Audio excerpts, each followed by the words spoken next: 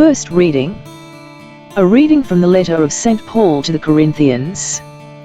Brothers and sisters, learn from myself and Apollos not to go beyond what is written, so that none of you will be inflated with pride in favor of one person over against another. Who confers distinction upon you? What do you possess that you have not received? But if you have received it, why are you boasting as if you did not receive it? You are already satisfied, you have already grown rich, you have become kings without us. Indeed, I wish that you had become kings, so that we also might become kings with you. For as I see it, God has exhibited us apostles as the last of all, like people sentenced to death, since we have become a spectacle to the world, to angels and men alike. We are fools on Christ's account, but you are wise in Christ. We are weak, but you are strong. You are held in honor, but we in disrepute. To this very hour we go hungry and thirsty, we are poorly clad and roughly treated, we wander about homeless and we toil, working with our own hands. When ridiculed, we bless, when persecuted, we endure, when slandered, we respond gently. We have become like the world's rubbish, the scum of all, to this very moment. I am writing you this not to shame you, but to admonish you as my beloved children. Even if you should have countless guides to Christ, yet you do not have many fathers, for I became your father in Christ Jesus through the gospel. The word of the Lord. A reading from the Holy Gospel according to St. Luke.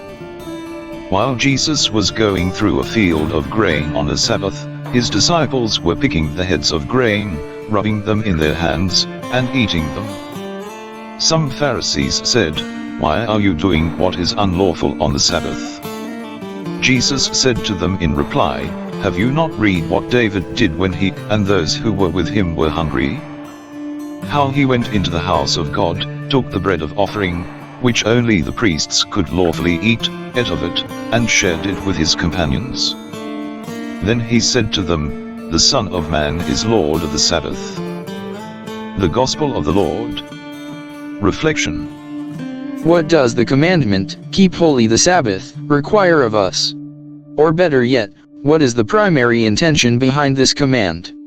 The religious leaders confronted Jesus on this issue. The Sabbath rest was meant to be a time to remember and celebrate God's goodness and the goodness of His work, both in creation and redemption. It was a day set apart for the praise of God, His work of creation, and His saving actions on our behalf. It was intended to bring everyday work to a halt and to provide needed rest and refreshment.